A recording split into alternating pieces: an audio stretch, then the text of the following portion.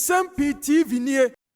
Richard Kumadoe obi a waben ewo bambo mu nsem ewo oman from Ghana ha enye asanketwa na abutua boko entokwa ana boko ensensem no wode nsem bi abetudwa abutua mesrew eho behia sa obeti enuti na Nsem-Pii TV sansemi na no pay ya bwabwa no a yede bi ba abesumbo na wo hyase ede brim Emma Ghana politician say ensem ahudu ho a ye campaign a oka Emma entokani na ye nyina yenim de John Dramani Mahama wochim eka no ho na nsen bokontokwa no wochim say de ade no kono say government ama na ni ana ho a wanhwe ya na entokwa no atimu asane aba Ghana ba bia fise na nsen a edete ni say eye kumase asowase enipa mienu bi ahwere mo nkwa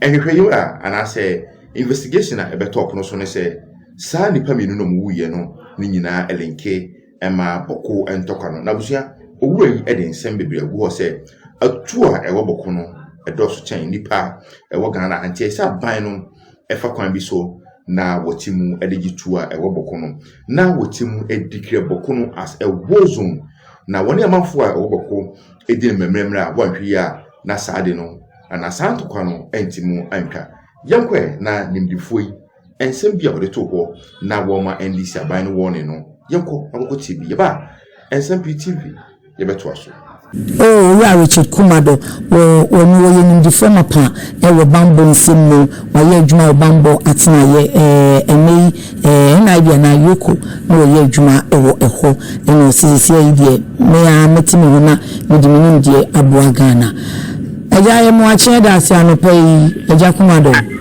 Auntie mami, good morning. Kumadoe. Morning, good morning. Over Richard, good morning. Mr. Oba. Yo meti nka wa chichi yankwaso nim se yebetutu ne amayi amami. Na ye nim se nanka ne ametutu ba wo boko esan ho nkese asantemewa na montuo yi a wogusu yai ene enso na no huna no pe yesi kusase hini a owokumase onu akoto ahye nisi ene update aba etu saying a very worrying situation na ya home baby ya ko ya public education ya providing intelligence and many of those things and but what is important to me say this conflict has to be resolved. Meaning about now the killings must stop and peace must return to Bawku.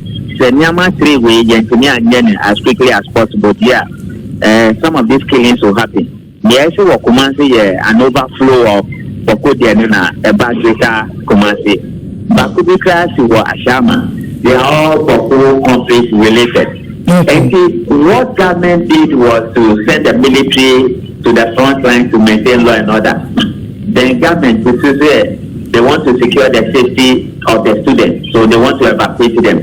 Then government is also engaging Yanana as Antihini for the mediation to take place. These are short to medium term terms. They have the brain, but Auntie Mami or Auntie, you told himself the military corps frontliner. You know that what is expected of them, is that not it? No. No, once you take the military to the front line instead of the police, the military will act like military officers. Which means is it not about time said they have to act as military officers? If exactly you say, I say, yes, so your dad, when you say conflict management, as I say, you're careful now. So if you say, if you are military, needs to come more. It will help in a way. Exactly. So that is why I was asking you that when you said the military for maintaining law and order, we know exactly what to expect. So that when that unexpected happens, Ghanaians should not behave like they are hostages or they don't know what has happened. Okay. What that means that the government has raised the risk level and now said the national threat level to a very high level. And the military to the front line. I see. And the military will act as military officers in making sure that can we then say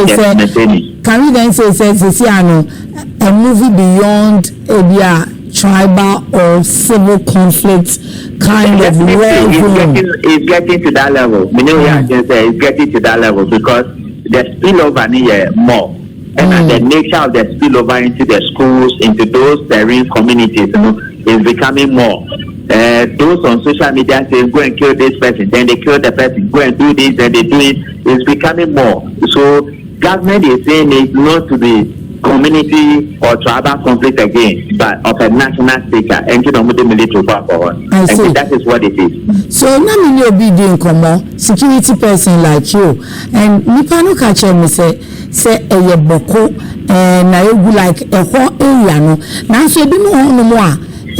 Transport station baby a car jina cause car movie obeshani say obi te car ni mo hwehwe no enti ni aka say we movie enti car ni do checkpoint na baby a saa nkrofo ni wona omo hwehwe mu asemesi pani enwe no ni yi na pie ya boni tu na say ya kasa car no enko enti say ya de military no ekoho ana ya asia my focus na ko northern part of Ghana. Baby, incident no one, but I say beyond that, there were other places. Yeah, definitely. We share the dynamics. It goes beyond the Bawku entry. It has gone almost all over the upper east region and upper very down to Wale, which is closer to Tamale. So here they say, I'm even looking at beyond Wale, coming down to Accra, coming down to Kumasi. So what I was saying is that 2-3 years ago, we were giving warning that this thing is coming down. Oh, okay. Do something about it. People listen, people didn't listen. Today, it has gone beyond, and it has come to Wale, it's coming to Tamale, okay, back there, Wale, then it has got it Ashama. So it is getting down south. And we must learn from Operation Gongbong. What happened, how this conflict spread all over the country within split seconds. But I think those in charge of national security operations are watching, and they might take decisions that will make sure that they arrest the culprits and punish them. That is one way of also stopping this conflict. Okay. Now, curfew now bind the abano. Na big come watch say 2 p.m. pa there. I say omako share them temo. And the curfew is a short-term measure. And a curfew a harsh security management measure. And that I can say, and I because curfew is not a long-term measure. But considering what is happening at Bawku, I wasn't surprised of the data of the curfew. The other point is after a week or 2 or 3, so we'll have a review of it and make sure that we have put things in place. If we can map up a strategy to retrieve all those guns from the Bawku entry, and also put in a monitoring mechanism that politicians don't send guns again into the area, and also to make the levels of killings and atrocities will come down. Now you to me guns illegal arms are a wrong from some you know it over the years statistics are ever so how is the state going to do that? No, if we want to retrieve the guns in the Bawku entries, if we want to put in a monitoring mechanism to stop guns from getting to Bawku entries is not as big as Ashanti region or Greater Accra or Kumasi. It's not that complex and it's not that populated in density. And so we can search every home, every farm, every kitchen, every pot, and be able to retrieve as many guns as possible. Very expensive, costly, the risk levels near high, but it can be done. Particularly when you have the military in the front lines maintaining law and order. A military zone, and that is the way you treat it. So, what as a security person, so I see my one way or one suggestion, you let me a day a 20 adina, it was our uncle, arrest the culprits and prosecute them as quickly as possible. Don't send people to court and the court allow them to come into the community and continue the killing. Find a way of stopping those who are providing the guns, and let's find a way of taking the guns out of the system. And let's escalate the risk levels high so that we treat the Bawku entries as a war zone.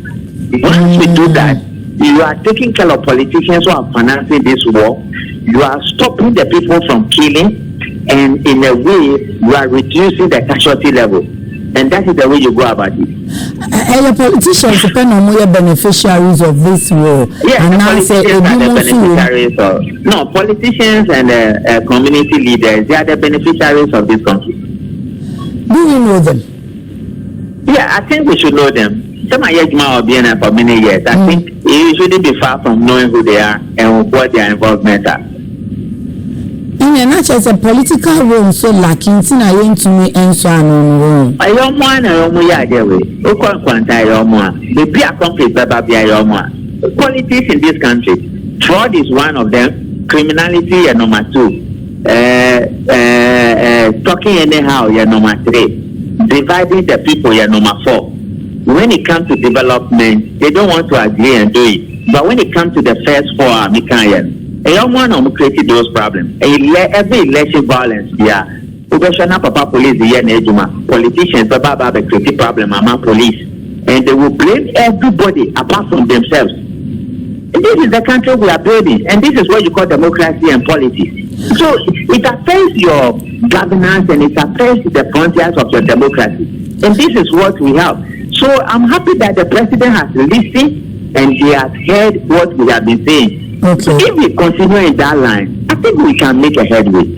But I'm tempted, maybe I would say, way back in Nkrumah time, now war or civil conflict, it's just resurfaced some 20 or 30 years back, 93.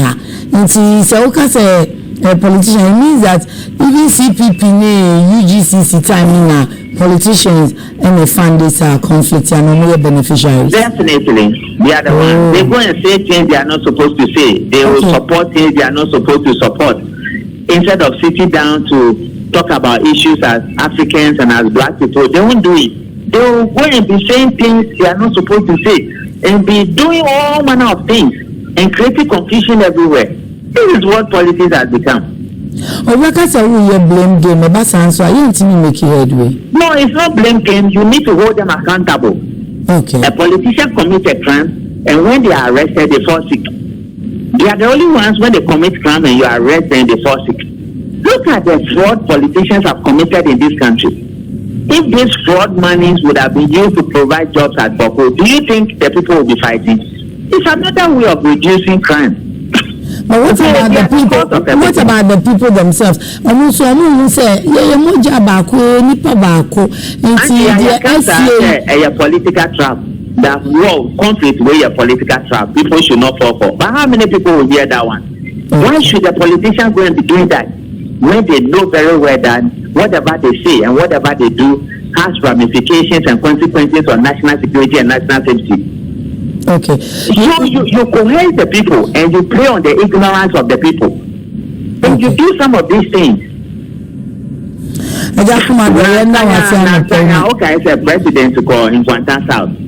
The chief was asking for Barra. You heard what the president said. The president said the chief should not be asking for Barra. He should be asking for hospitals and schools and many of those developmental issues and not Barra. Why? Because we are fighting. And we are fighting because we don't want to stop the fight. And instead of asking for development, we are asking for military barracks. So I was so sad, but hey, this is the country we live in. Thank you, Andrea. So, sir, thank you, Mr. Kumadoe. Richard Kumadoe, your security analyst, and I be a Juma for many years, and I'm Jimmy. To check here, you will fear baby. I think 2 years, 10 months. Our debate campaign.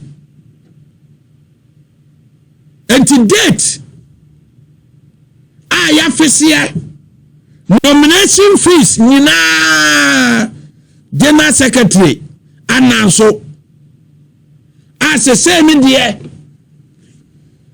a free 29th of this month.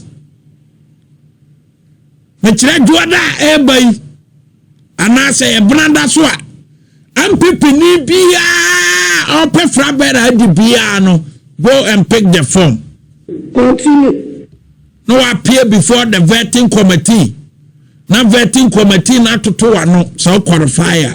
Ye kon sushi no so akire enipa o qualify san say ye the 1992 constitution no and the chichire MPP constitution no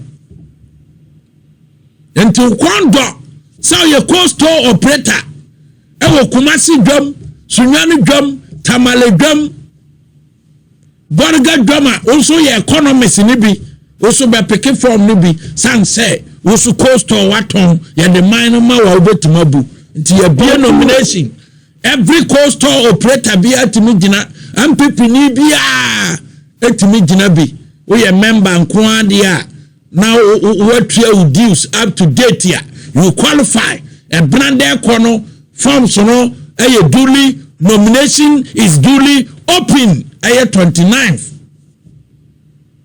e jadam ye kwa no ehimfafo na ye kwa kwato saaba no e simple nanu mi chire mu wa ha fiko entiremu na nsesai wo start yes polling station executives no mo wo sese no ensem fata se ye do mo kwato presidential no sa polling station fo no national executive committee and national council ye shia ye no ye say polling station fo we na ye do mo kwa abato na polling station fo we num wo ma ye bi da e di amam pipi enye ne aye lutu power and ye di ani bre ekogu polling station executive so sa polling station for wenum wo mu ye adwuma ama the new patriotic party e win in 2016 wo mu ye adwuma ama new patriotic party e win in 2020 and the current polling station executive so mu wo abon no mu no wo mu ene ye di edo mo ko abato 31st January 2026 Nientia party for the highest decision making body there, the second highest decision making body of the party, a national council. So you conference ya nanu ye ko ya, womu decision ye fana. The second highest decision making body of the party, a national council. Ye see ayeno yagna ko benkromu, a unanimous decision, e wo fio wa say. The current polling station executives are more time on so ye.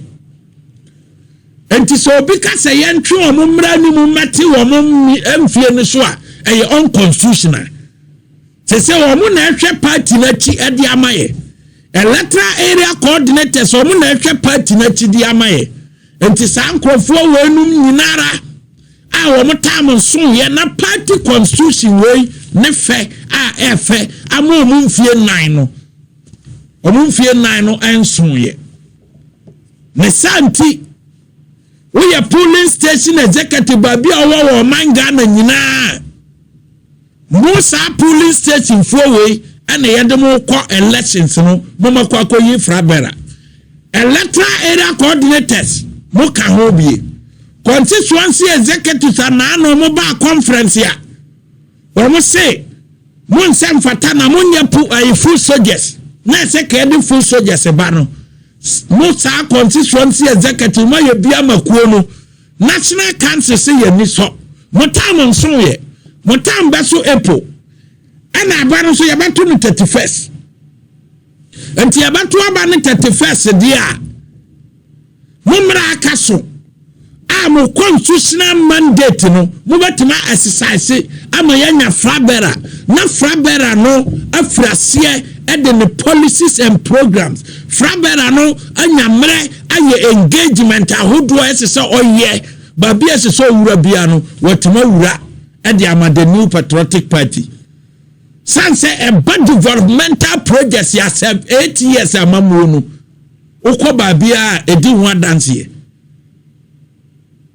na manfo binum within internal saboteurs and inside full soldiers no niese se ko mo de ko mo aban ne de ma o mo no o man fa ma no mo di kan ba media e be ka se party ni hwe o mo na full soldiers fu abuafu and na ye ba fie san krofo na o mo inside o mo no e didi full soldier no so ba bia na onya o one sili no and na above ye catch them right from the polling station electoral area constituency regional national say enne ye wie bibia Monday nomination is duly open. Or 29th. That